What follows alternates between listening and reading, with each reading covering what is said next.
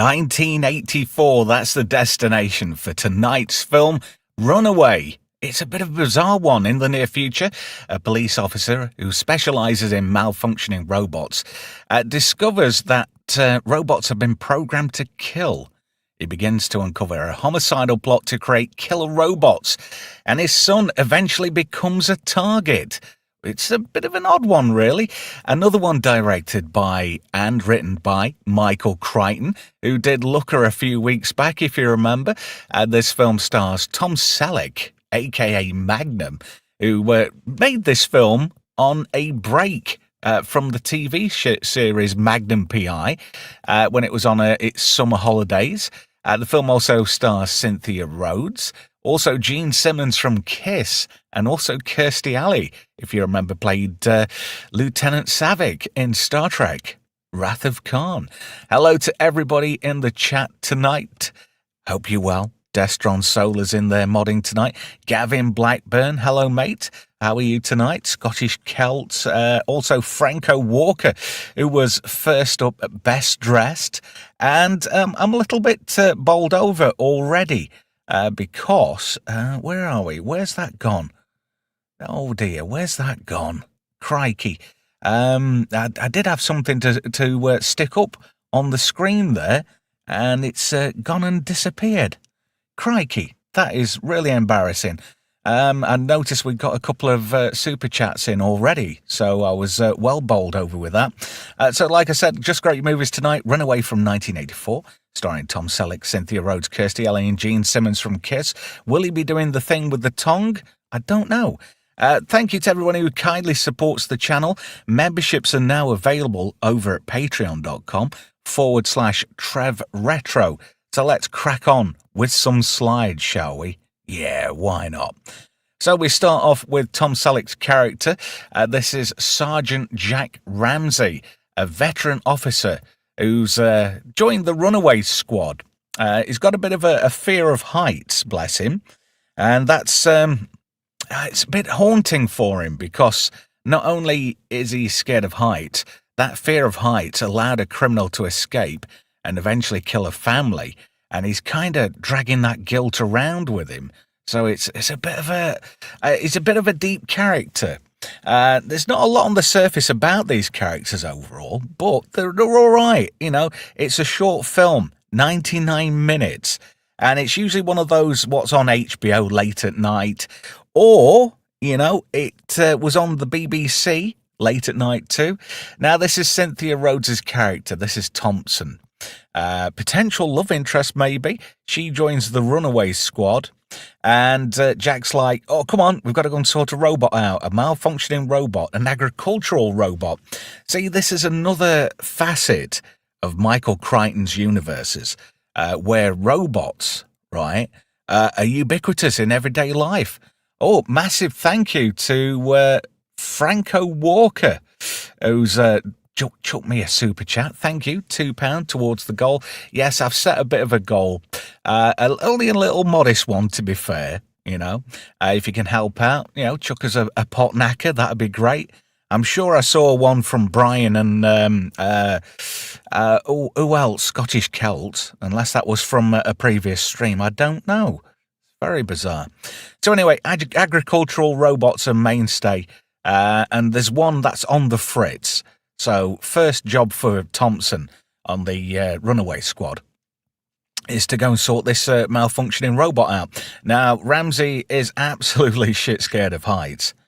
He goes to take a bit of a look out the window and he's like, ooh, it's not good. So anyway, they land and Thompson goes running off to sort out this robot. And these farmers are like, yeah, she's going to get her butt kicked. Yeah, and she pretty much is because she goes rushing in. She's never done this job before.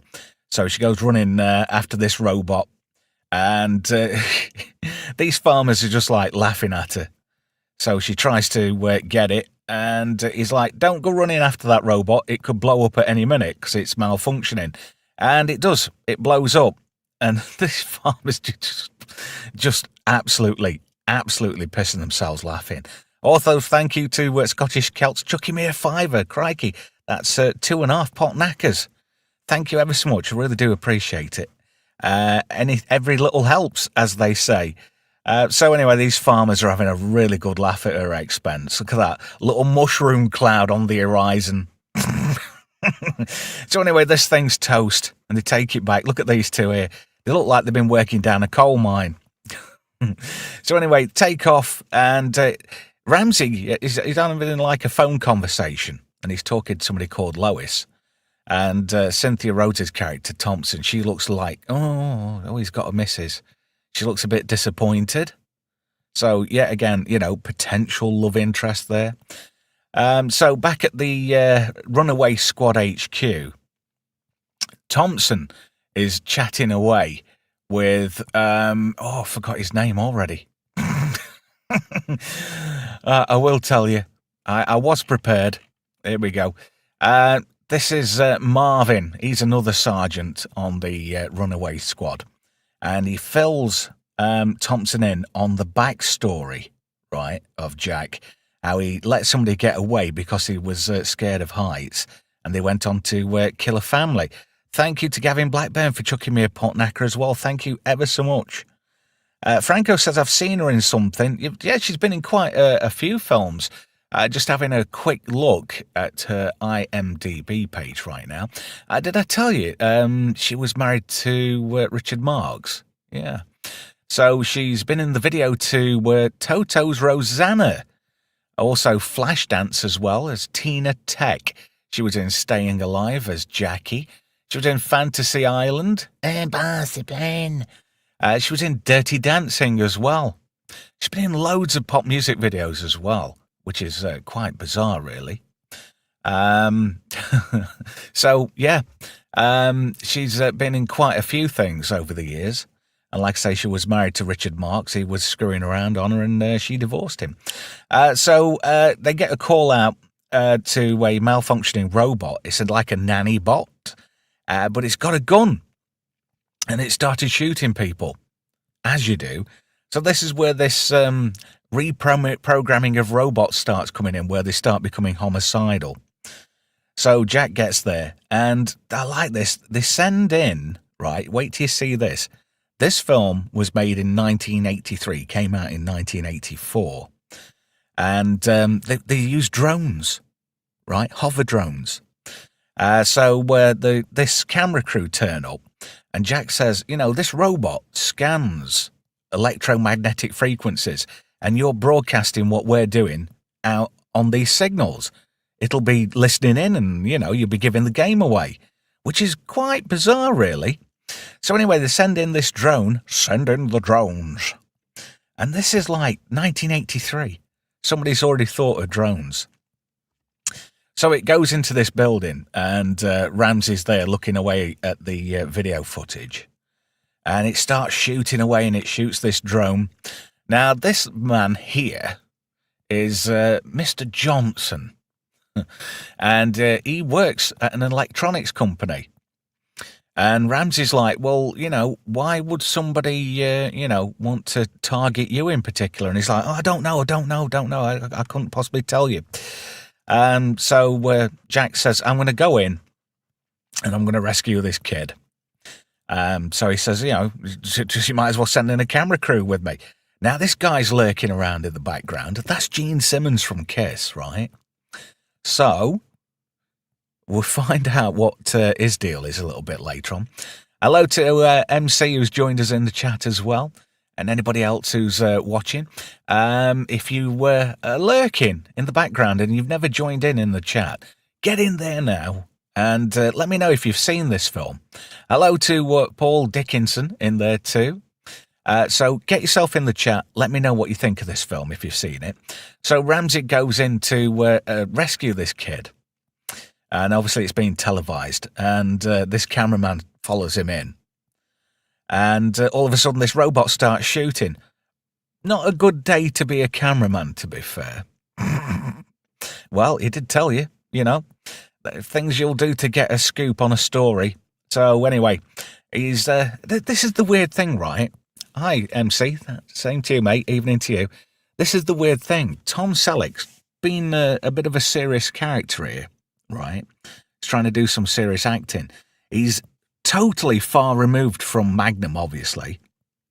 And while he's really good, he's got a bit of emotional baggage, right? He's got this thing about the heights and letting this murderer get away previously, right?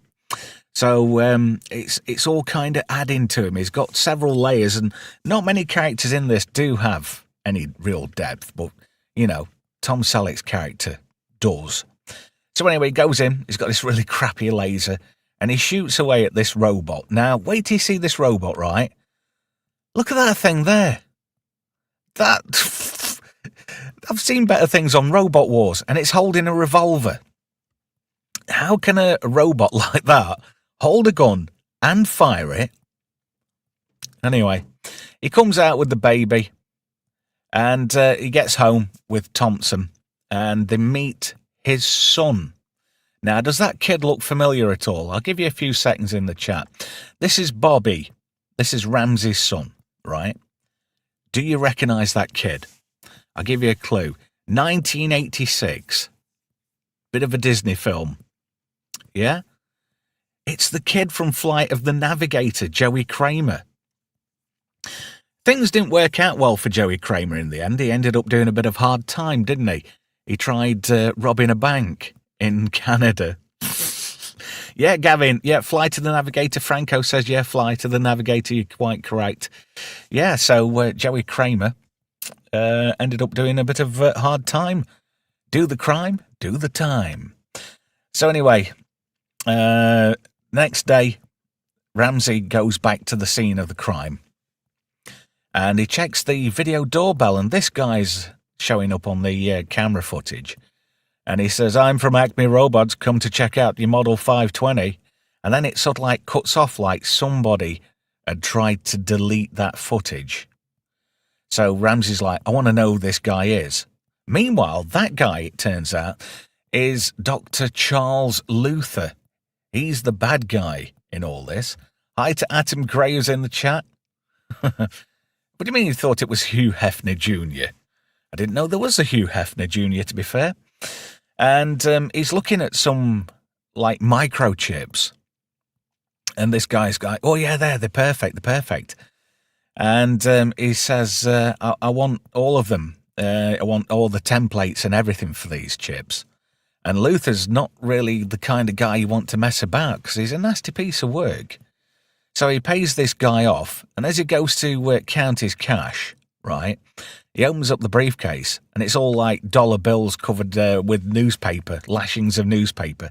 All of a sudden, one of these things springs out from under this, like, towel thing, and it's like a robot face hugger. And he's like, what? Huh? And it jumps up, and it injects him with acid. Yeah? Killer robots. Look at them, they're tiny. And they blow up once they've injected you. That's it. Up in smoke. Meanwhile, Ramsey's had a tip-off at where this Johnson character is. You remember the guy whose kid was inside that building? Yeah? Well, he's sort of like, he's in hiding. Why is he in hiding? Well, he's particularly scared of this Dr. Luther. Because this Dr. Luther guy is a nasty piece of work. And Johnson's like, I don't want to go outside.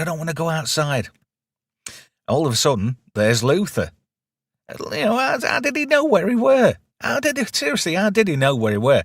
And he's got this, like, really cool-looking gun. Now, this isn't any old gun, as we'll be learning very soon. So Johnson tries to make a run for it, and then Gene Simmons, a.k.a. Dr. Luther, fires this gun off. Now, you might remember this. This was a clip I used in the one of the original intros to Just Great Movies. Now, this is really, really good camera work because he fires this bullet off and it just starts flying around and it goes through those pipe works there and it starts chasing Tom Selleck. Tom Selleck. But it's not actually after him. It just, like, flies past him.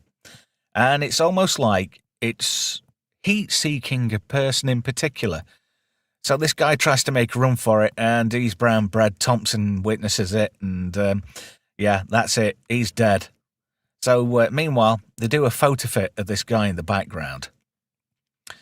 And yeah, Gavin Blackburn says, bullet point of view.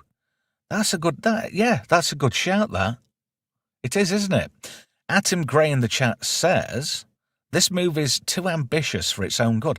I think that might be the problem with Michael Crichton. Some of his films were particularly ambitious for the time, you know? Maybe that's something to do with it. So anyway, they do this photo fit picture. And they've got like this robot sniffing Johnson's corpse. And Marvin says, oh, it's picking up rocket fuel and it's picking up this and it's picking up that. And it's, what the hell is it?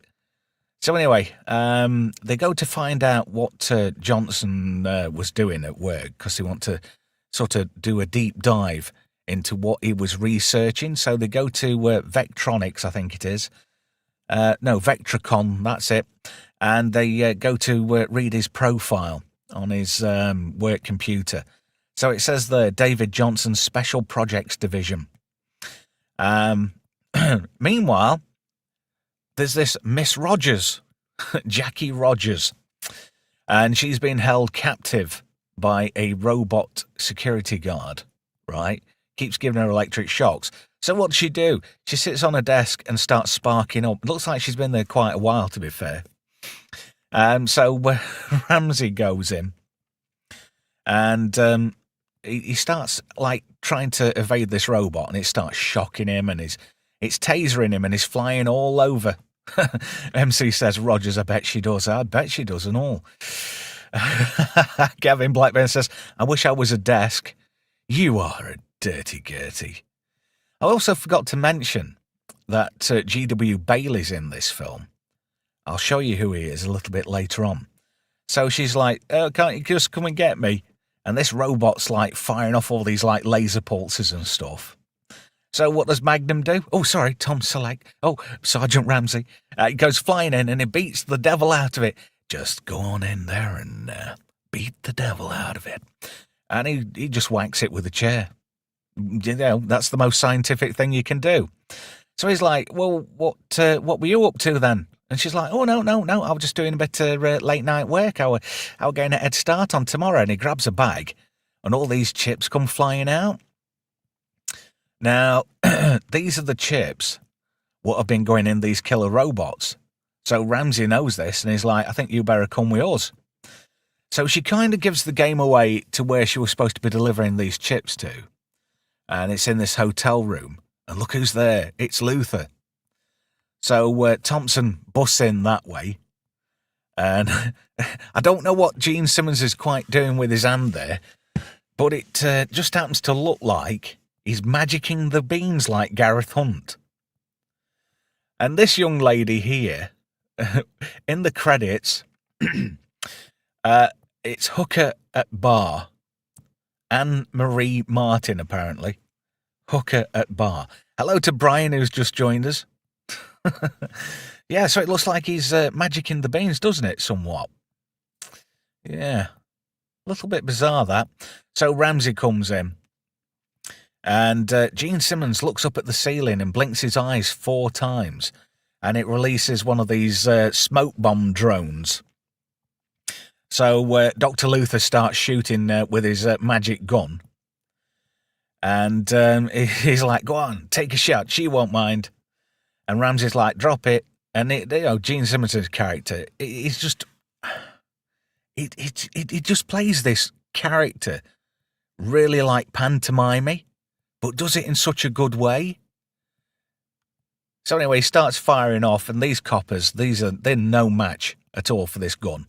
It just starts taking people out. This cop starts running off, runs round a corner, and look at that. It's like a big black dildo, and it goes round a corner, and he's toast too. So Ramsey goes after Dr. Luther, and he gets away in a helicopter. But Thompson's taken one of these magic bullets in her arm, right? But it's not gone off because it wasn't programmed for her. Well, how you program these smart bullets up is beyond me. They don't really go into too much depth about it. It's one of these, you don't have to think too much to enjoy it. But yeah, again, Michael Crichton's got some really good tech there. Like it's not quite an MRI, it's like a little portable X-ray machine, isn't it? And look, there's G.W. Bailey, the bloke from Police Academy who ends up with his head up a horse's. Anyway, moving swiftly on. Gavin Blackburn says, "Oh my God, he's got a helicopter. Look at the size of his chopper. Who misses?" Yeah, so this is G.W. Bailey. Every film he's been in, he's just been like the atypical arsehole boss. And even in this, he goes, asshole. Every film he's been in, that's all he does. He just goes, asshole. I wonder if that was in his, resume. So he says, I'll go and get this bullet out. Don't risk anybody. So he goes to get it out, chucks it over that bar. It goes off. He saves her. Actually, that looks quite dodgy. It looks like one of those movies made in Copenhagen that Gavin Blackburn watches a lot of. Hey, Gavin. Paul Dickinson says in the chat, Gene Simmons was famous for his chopper as well as his tongue. Yes, he was. He was indeed. So anyway, Thompson's really, really grateful that Ramsey saved her. And she's a bit wet through with him at this point. She's really, you can tell she's gushing for him a little bit, can't you? So anyway, he gets back home and he starts being, being the dad. He's a good dad. But the thing is, he's at work all the time and he's got a robot bringing his kid up. Yeah. As you do. So you can have robots looking after your kids. So meanwhile, back at the, could you call it the Robocock department? I'm not quite sure if you can or not. But they get one of these smart bullets and they start dissecting it and they freeze it with liquid nitrogen and then conveniently cut it in half. And it's got all these circuit boards and rocket propellant. And this is really quite a smart idea. They've really thought about this. No, not Robocot, Robocock. Gavin Blackburn in the chat says, what's this? I saw a film in the 90s where a lab had an accident and it turned a scientist into a zombie and it starred G.W. Bailey. I don't know what that could be. Interesting. Let me just have a quick look at G.W. Bailey's IMDb page. Because he's been in loads of sci-fi stuff. He was in, oh, crikey, what was it? Oh, Beautiful Stiff Fanny.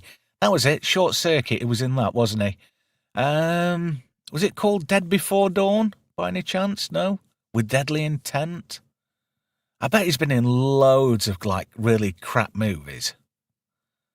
Down Payment on Murder. But he was, in loads of, oh, crikey. Where it was, a really mean, sort of not a cop, but either a security guard or some kind of security expert. He was a security guard in Mannequin, wasn't he? And then he was a complete dick in Short Circuit. Plus he was in all the Police Academy movies as well. So anyway, Marvin sparks up, right? And this bullet starts going crazy. So he's like, oh, it's a heat seeker. Hello to Anti-Derivative Jill in the chat as well. Nice to have you in there. So it's a heat seeker. And he says, it can be programmed for individuals because everybody's got their own individual heat signature. And he says, who cares about terrorists and stuff like that? It says, somebody can program a bullet up, a smart bullet, to come and get you. And G.W. Bailey's asshole. So they find out who this Luther guy is. Nasty piece of work. And they get this psychic in and she's like, oh, this man is Luther and he's after you. You were brothers in a previous life. And Tom Selleck, no. Sergeant Jack Ramsey's like, yeah, all right then, Maureen. Yeah, you're full of shit, Maureen. Hi, Jill. So, he calls her out a little bit. Meanwhile, Thompson's sort of having a couple of days off, but she comes in to get her handbag, I think. And then there's a phone call for Ramsey. It's for you. So he picks it up and it's Luther. And he's going, I can see you, Ramsey. I can see what you're doing. You're looking around the room, probably wondering how I can see what you're doing. So he gets Thompson to cover that camera up, right? And he goes, that wasn't very smart, Ramsey. Don't be an asshole. So Gene Simmons is just like the perfect, how can I put it? He's like cheesy, but in a good way, you know? He plays the bad guy, almost like a pantomime. So he says to Kirstie Alley's character, Miss Rogers, so what does he want you for then? What have you got? What he doesn't know is she's got the templates to make those killer robot chips. So anyway, they all go through this scanner thing. Thompson goes through, she's clean. Ramsey goes through, he's clean too. And then they start doing Miss Rogers, who were Mrs. I didn't mean it like that. And she's full of all these little bugs and all these tracers. And she's got them in her hair, she's got them in a bra, in a blouse, in a skirt. She's got them everywhere, even in a shoe. But if you noticed, right, she gave Ramsey her handbag. That's the only thing they've not scanned. Dough. That's a little bit stupid, don't you think? Yes, I think that's a little bit daft. Maybe you should have checked the handbag first. Hey dear.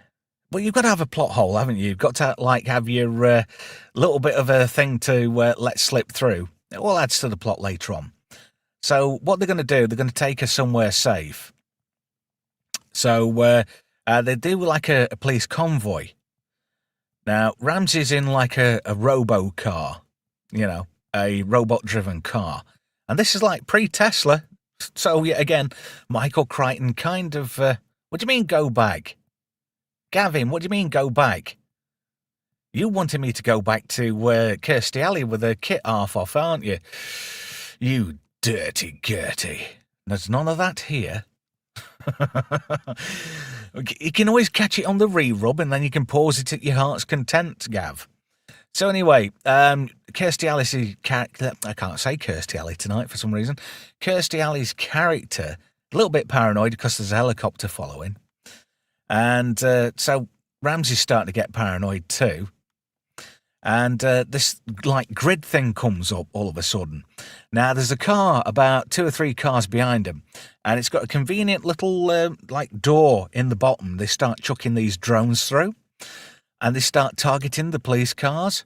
So obviously those screens have gone red to tell them that they've got a lock on their car. And Kirstie Alley's quite hot in this film. Weird, isn't it? I don't know. She's a bit of an odd duck, was Kirstie Alley. So these drones are coming at this car, and Thompson's got a laser on top of her car.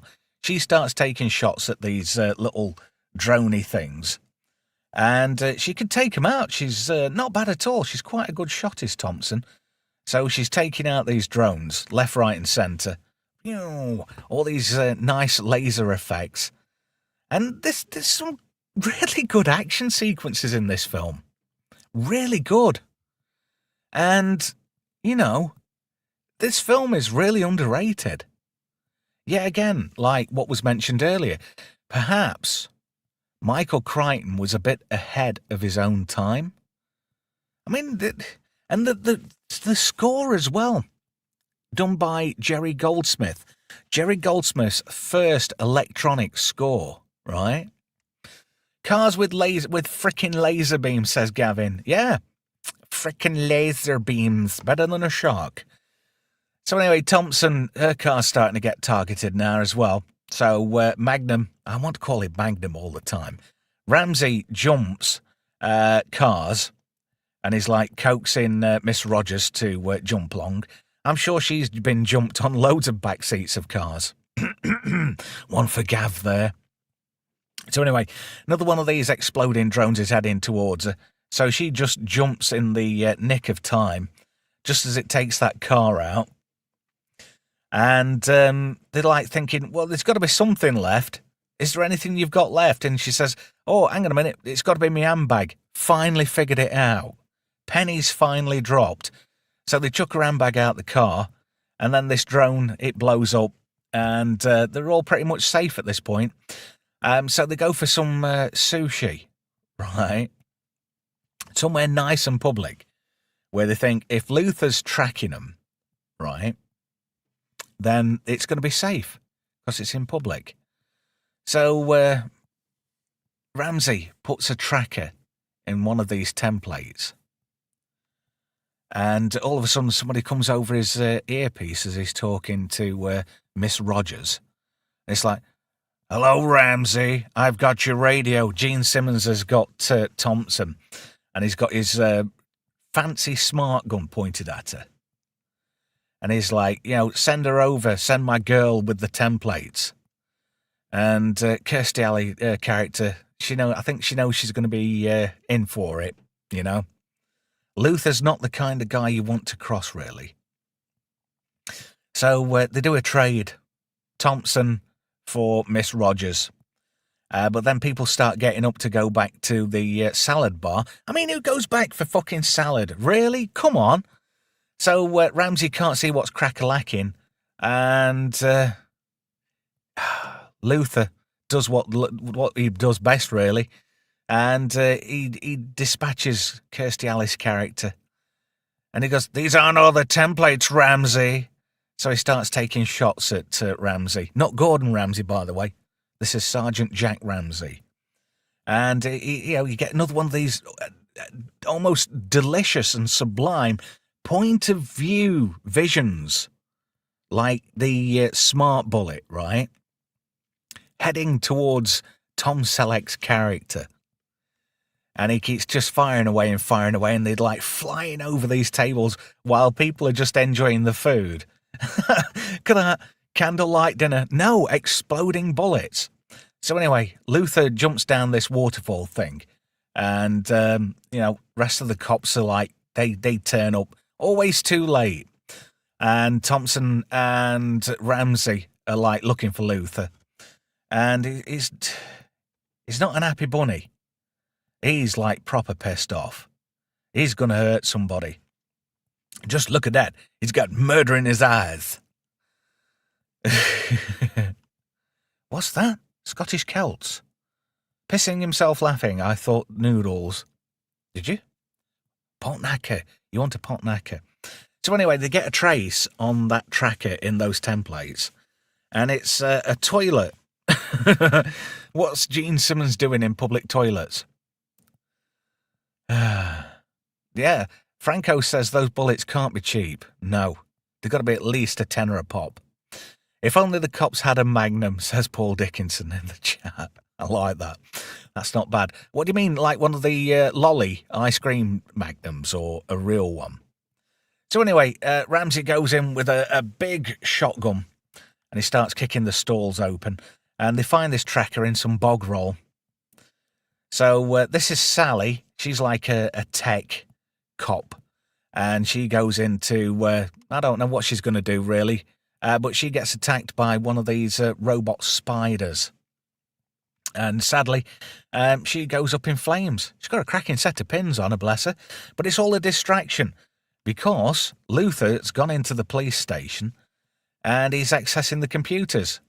In Lieutenant Cornetto. I like that. MC says, I was thinking ice cream too. Yeah. So he's on the computers in Ramsey's office. So he's looking up his file. And why would it say, right, that he's absolutely shit scared of heights? Huh? Interesting. So it's got all stuff up about his kid as well. Says he's a widower. And Luther's like, yeah. So they get back to the office, and it's like, Ramsey, you need to come look at this computer. Oh, why is there a picture of my kid on here? And he's like, shit. So he gets on the phone, can't get through to Lois. This is Lois, who Ramsey was talking to in the helicopter earlier, right? When Thompson was like, oh, he's got a missus, but it's not, it's a robot. So she's basically like a nanny stroke housekeeper stroke, cook, washer, all the, mod cons this robot does it all. I don't think that robot could prepare a meal, to be fair. Look at that hand. It's not really grippy, is it? So Luther's been in and kicked the shit out of this robot. And they're trying to figure out what's happening, and this robot saying, a nasty man came in and kicked the shit out of me. Brian says in the chat, does Gene Simmons' hair become self-aware? I'm not sure. So anyway, phone rings, and it's Luther saying, I've got your kid, Ramsey. I want you to come to this building site. Yeah? Franco says, how does it reach the sink to do the washing up? I thought that. It doesn't look that good, does it? You know? It's like getting a big track and expecting it to do your backyard for you. Big tracks were shit. Even that trailer thing was shit. I had a big track, and it went back 2 days later. I think it went back to Woolies because it was defective. So Luther wants the rest of these slides to make more of these killer chips. But he's got Bobby, and he wants to trade Bobby for the templates. But Jack's got to go to a very high building. You know, the one where they had a bit of like a do at a robot building site, didn't they, earlier? And Ramsey couldn't do those particular jobs because they were high up. But Thompson hears the last bit of the phone conversation through that robot before it goes tilt. So she knows rather, where Jack's going to meet up with Luther. So anyway, Ramsey gets there, and there's all these like spiders hanging around, and he's like, don't worry, Ramsey, the spiders won't get you. And, oh, hello, Vex. Now that's a mustache worthy of rubbing off. Yes, it probably is. He's probably rubbed lots of people off with that tash. You wouldn't know in a million years. Yeah, so Luther's got Bobby, and he's like, yeah, you've got to come up on this elevator, and you'll get your kid back. But you've got to have the rest of those templates. So Ramsey reluctantly goes up in the lift, and he's crapping his pants already. He's absolutely bricking it. So anyway, he gets up there, and there's Luther, and there's Bobby, and loads of robots putting these buildings together. Can you fly, Bobby? Oh, that's got to go up on the screen. Gavin Blackburn. That's the line of the show right there. Can you fly, Bobby? Just like Clarence Boddicker in RoboCop. So he's like, it's okay, Dad. I'll go back down there. He says, yeah, let your kid go, Ramsey.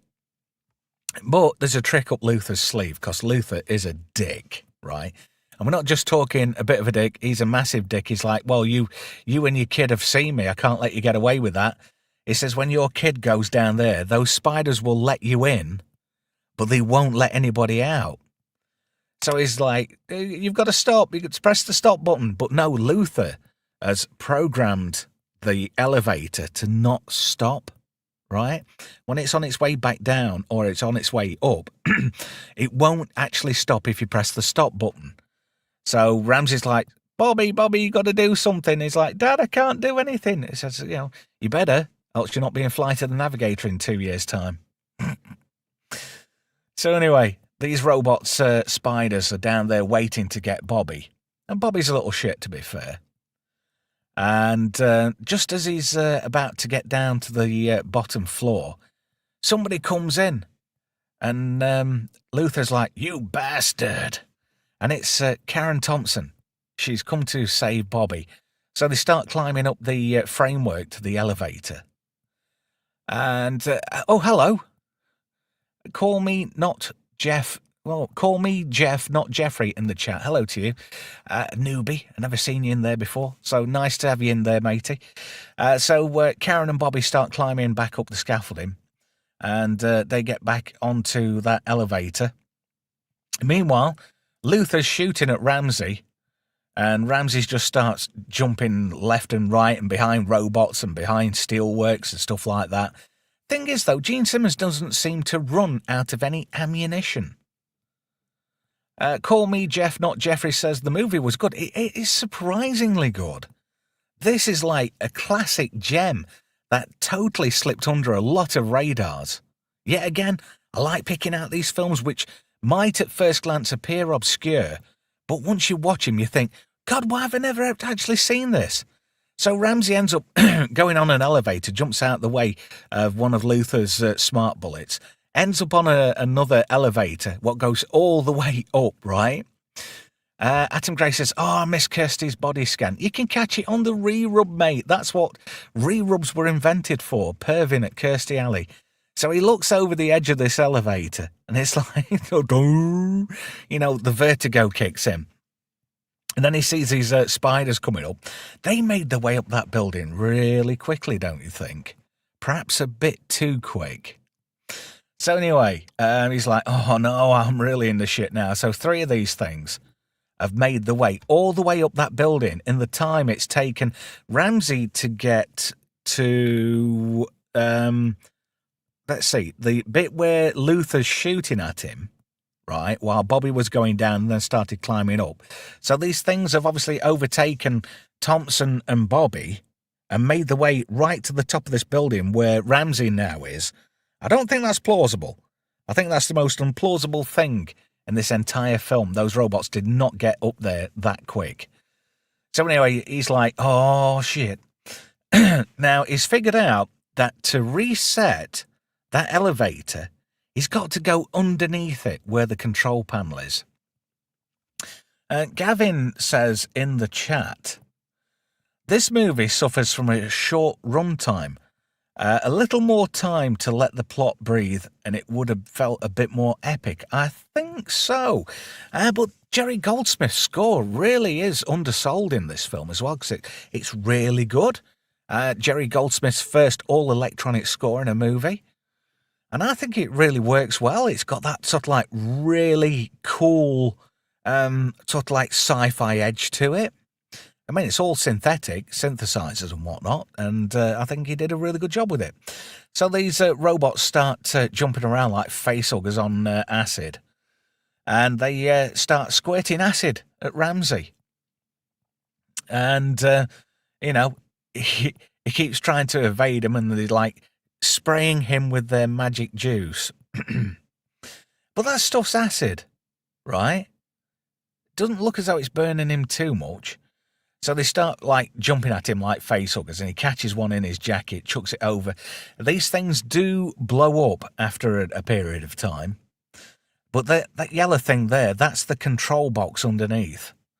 Ramsey's got to go under there and reset it. Now, as he starts climbing around, these things start jabbing at him and trying to like stab him in his hand and whatnot. And he goes under there, and it really plays on his fear of heights and his vertigo. Franco says his face would have melted off. It's true, is that? His face would have melted off. I agree. Very bizarre. But yeah, again, it's a plot device. So he goes underneath the elevator and resets it, and it starts bollocking its way down dead quick. And he does like a Die Hard, but before Die Hard. He pulls himself through onto this elevator, and those robots have all been sort of like dispatched with. And just as he gets to a certain level, Gene Simmons is like, I'm going to kill you, Ramsey. And he hits the go button again on the elevator. But as they go flying down, Ramsey grabs hold of Luther's leg. So it's like Luther's kicking him, but he's managing to hold on for dear life. So Ramsey like hits stop dead quick. He's still about 2.5 floors up at this point. Brian says, I like this. This is a good one. Brian says his tash is made from asbestos. Really? Well, you know, Magnum was filmed in Hawaii. Maybe that was, maybe the tash is not real. Maybe it's a prosthetic. Can you imagine that? Tom Selleck had a fake tash all the way through the 80s. He was in that gay thing, wasn't he, with, is it Kevin Kline? Yeah, I remember he was in a gay film, wasn't he? I can't remember what it's called now. So anyway, Luther goes flying off this lift and he becomes a victim of his own success. His spiders come and get him, right? And you would have thought he'd have put some kind of intelligence into him. So they didn't actually take him out. Not very forward thinking. But Gene Simmons proper hams it up here. He could have, look, he's got hold of that thing. He could have just chucked it away. It's got its pointer out. So it would have exploded eventually. But he gets jabbed full of this acid. And Thompson gets Bobby to look away. And then he's reunited with his dad. Oh, and, Tom Selleck's like, oh, it's okay, Bobby. And just as they get off the bottom of this lift, he's like, take the kid away. And he goes to check on Dr. Luther, Gene Simmons. But this is one thing I read somewhere. Oh, Franco says, Arnie would have said, you get the point. Do you want me to do it in the style of Arnold Schwarzenegger? Yeah? That's got to be at least worth a pot knacker. Are you ready? You get the point. Can you look away, Bobby? There we go. That's the best I can do. I've got a bit of a sore throat. But Gene Simmons' character was supposed to be dead at this point. But Gene Simmons, being Gene Simmons, had a bit of a clause in his contract that said he could sort of get one in at the end. And he sort of like lunges. Doesn't he pull that face on stage when he's in Kiss? I'm sure that's like one of his trademark looks, isn't it? So he goes to have a grab at Sergeant Ramsey. And he's like, ugh. And Ramsey's like, yeah, you're dead, bitch. Deal with it. Although he's looking a bit acidy, isn't he? A little bit burnt in places. He looks a bit crispy on the edges. MC says, yes, but with more tongue normally. I'm not a big fan of tongue.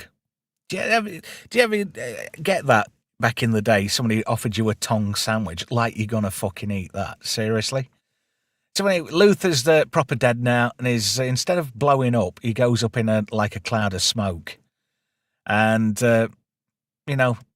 Magnum's got a bit of muck on the end of Thompson's nose there. And he's like wiping it off, and he's like, at one point, I'm sure he gets his finger sort of like up her nose a little bit. But she's absolutely wet through with Magnum. And he's like, yeah, you're going to have some Magnum tonight, baby. And apparently Magnum's a brand of condoms in America. They're a bit like Durex. So maybe she is going to have a Magnum tonight. And I don't mean a lolly. So yeah, he gets a snog in. And that's pretty much your film. Why is it only taken 48 minutes to get through this film? Because the film is only 99 minutes long. Take out 5 minutes for the credits. Actually, no, the beginning credits and the end credits, right? That's another 8 minutes. So you're talking 91 minutes of film.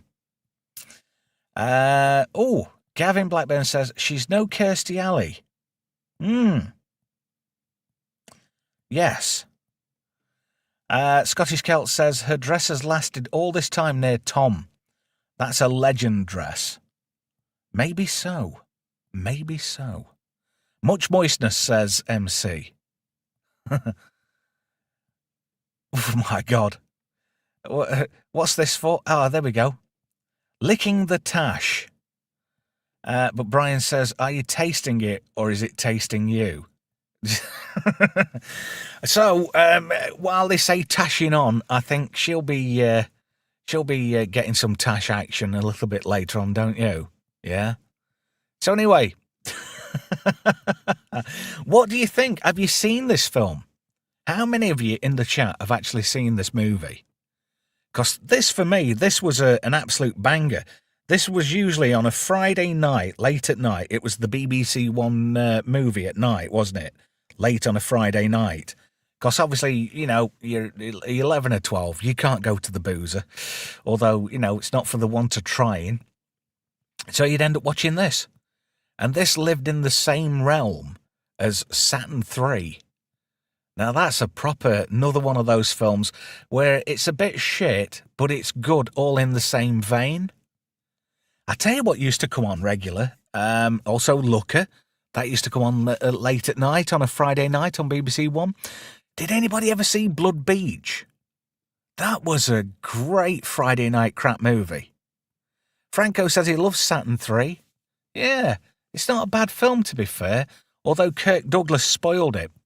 Yeah, that had got a crap robot in it too, Hector. Do you remember that? It used to just make that stupid noise. Anyway, let me know what you think. Is this a film that you'd probably want to watch now you've seen a few highlights via the slides? It's, something that you might consider watching. It is free to download in the right places. Yes, it's free if you know where to sail. What's this? Call Me Jeff, Not Jeffrey says, I can remember the Mechanical Spiders, but I don't remember the Stash Man. Downloading it now, though. Hey, I can't fault you one bit. Antiderivative Jill says, I want to watch it for sure. Gar, it is available on the high seas. MC says, thank you, Trev, for reminding me of this. Hey, not a problem. And Franco says, definitely one I'd watch. It's really, it's an enjoyable film. You will enjoy it. And that's pretty much it for tonight. Thank you for joining me. She'll be back for Friday Night Shite this coming Friday, all being well. That's if my voice lasts, because I think I'm coming down with something. Next week on Just Great Movies, shall I tell you what's happening? I think we're doing Gotcha, if I remember right. I did put a bit of a plan of attack of what's happening for November. Yeah, that's right. Let's see. Yeah, next week, we're doing Gotcha. Anthony Edwards as a leading man for the first time in his own movie. First and only one, actually. The following week, we'll be doing Shocker. On the 18th, Predator.